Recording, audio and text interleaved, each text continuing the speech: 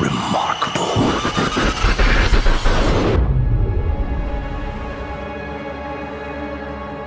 I, for one, would say we were honored. You know, everyone on the team, on the development team at Motive, were huge fans of the original, and so we felt very fortunate to get our hands on doing this remake. You know, it felt like a unique opportunity.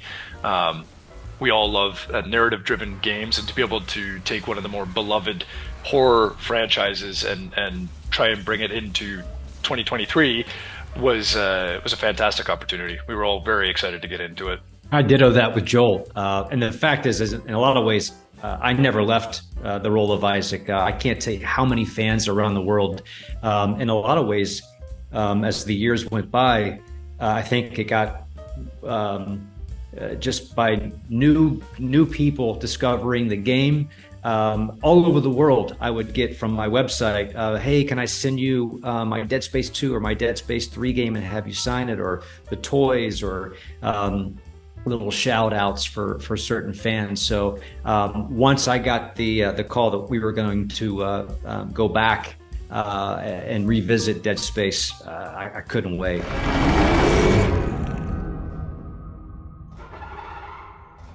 Well, I haven't had a chance to play the game, but to see some of the interviews on YouTube, see some of the artwork and the actual finished pieces that Joel and the team did, all I can tell you is from what I experienced before to seeing just the detail, the suit as an example, the plasma cutter, how real it looks, and what I'm like, I want to shoot that movie, whatever that is, because it just looks so good. I would say, you know, the start of the genesis of this project really came from the team. You know, like we mentioned, everyone on this team are very big fans of the franchise, and so we had an opportunity to present and pitch the idea to do the Dead Space remake to EA, and we were fortunate enough that you know, they agreed. They thought it was a good opportunity now, partially because of the success of you know, remakes like Resident Evil 2 and the presence of horror now in our pop culture. You know, horror is a much more accepted genre now than it has been in the last 10 years. It's really found its audience in terms of games, but also streaming services and films. It's quite present now in our pop culture. So the opportunity really did kind of present itself, and it wasn't something that was mandated to the team from EA. It came from the ground up. We all wanted to do this, and we pitched it, and we were lucky enough to get the opportunity to make it. Isaac, have you heard from Daniels? We were attacked. She ran the other way. No, nothing. Medical's a slaughterhouse. They barricaded access to the morgue. Yeah, it's a good question. For us on the game team, so there was a few things we wanted to do with bringing Isaac's voice into Dead Space. You know, in the original, he didn't respond at all verbally to any of the NPCs, and that created a bit of a dissonance and a disconnect. And you know, it really felt like is he being like ignorant? Why isn't he responding? And so we wanted to address a little bit of that, but we also wanted to give our version of Isaac a little bit more agency. In the first one, he you know, the NPCs would tell him what to do, and Isaac would go and do it, and he became a little bit of an errand boy. For our version, we wanted Isaac to take the reins a little bit more and be a bit more of the driver rather than the passenger. And so in order to give him that agency and really kind of exploit his you know, engineering expertise, we needed to bring that voice to Isaac, and Gunnar did a great job in doing that, and it made sense, you know, instead of because Gunnar became, over the course of the franchise, Gunnar, if you don't mind me saying, I feel like Sure. You became very synonymous with Isaac as a character, and even on the projects, on the development side, we would you know, we would talk about Gunnar and Isaac being one and the same. You know, we referred to Isaac as like Gunnar Clark on the project because you fit those boots so well. And so when we made that decision, you know, that we needed to voice Isaac for our game, you know, Gunnar was the dream. You know, can we get Gunnar back? Is it possible? Is he available? You know, does he want to do it? And fortunately for us, you know, you did, as it turns out. I don't want to speak for you though, Gunnar. No, I honestly, it was such an honor. And to be honest with you, Joel, I haven't had a chance to tell you this, but what you guys did technology-wise, just from story, but just how it looks, it's hauntingly beautiful. I guess that's the best way I can describe it. So. Yeah, thank you. I like that. Haunting's a good term. I like that because you can apply that across the whole game. It is a very haunting game. Isaac, it's me. It's all falling apart here. Hey, Isaac. Coming? Where is everybody? Great question.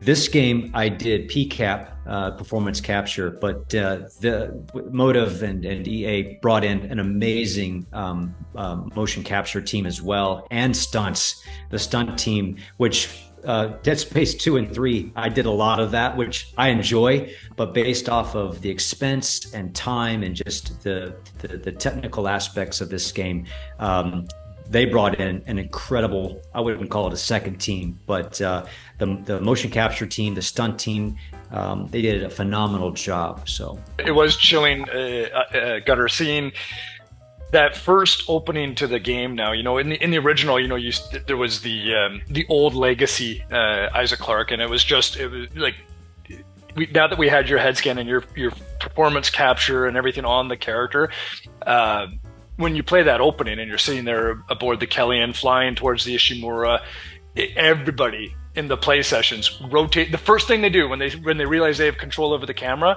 they rotate that camera around just to see your face, to see Gunnar's face, because again, you're so synonymous with Isaac. Everybody just wants to see, let's see Gunnar. So it was funny watching all the play sessions because inevitably they would all do that. They're like, let's watch Gunnar. And so you're sitting there with your helmet, flying the Kellyan down. It was great. It was really heartwarming to see. And Joel, I loved it because what was interesting is how, in a great way, because I was never part of Dead Space 1, the original, is, I wouldn't call it de-aging, but there is a youthfulness to that character. So if things were to progress and you move forward, there you have this traumatized aging individual by default linearly throughout the project. So I thought that was clever.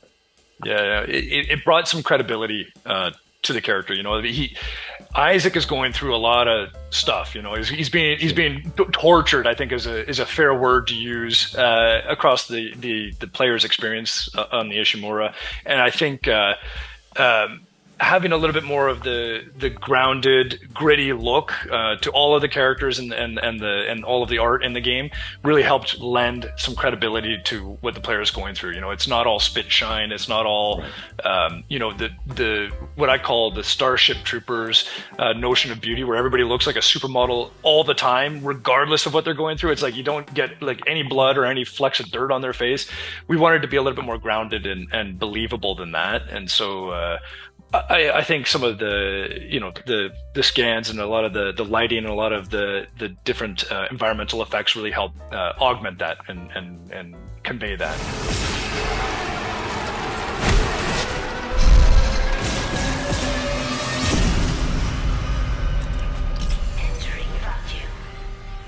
It's a tricky question, Johan, but it's horror first and foremost.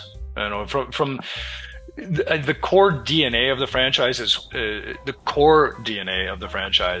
horror. The franchise veered off into other kind of territories eventually, but we really wanted to hold on to what the legacy had set, you know, like where it is horror first. And so that was throughout any of the encounters, any of the experiences, whatever the combat is, it's like, okay, we want to make sure we're still conveying that level of horror, that suspense, the anxiety you get with that. You know, that was all critical to the player experience over and above action. There are things like, you know, when you're in combat, you could dismember enemies, and that's part of the whole combat loop. It's a fun part of the combat loop. It's very engaging. But for our version of dismemberment, again, trying to lean into the horror aspect, we wanted to make dismemberment as gory and uncomfortable as possible. So you could see, when you dismember creatures in our game, you can see all the sinew and blood and skin and bone. It's all really highly realized. And that's in order to lean into that horror, gore aspect of the game, because that comes first over and above everything else.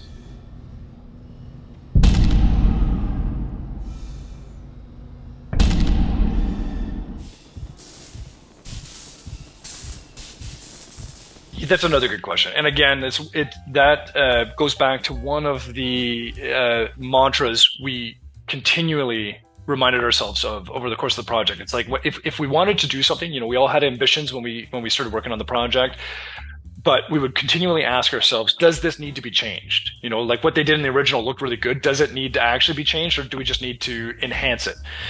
And so we questioned and challenged ourselves that with any sequence, any chapter, any experience throughout the whole game.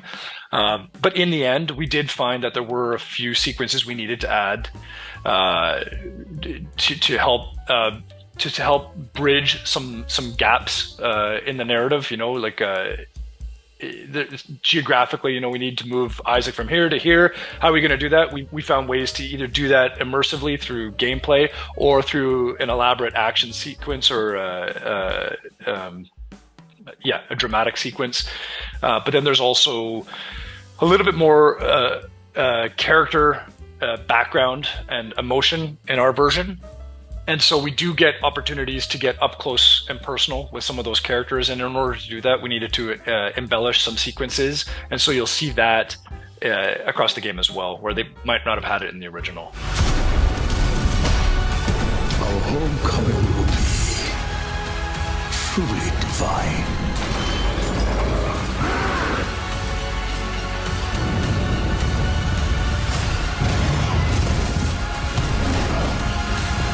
There's still a way out for us. But we don't have much time.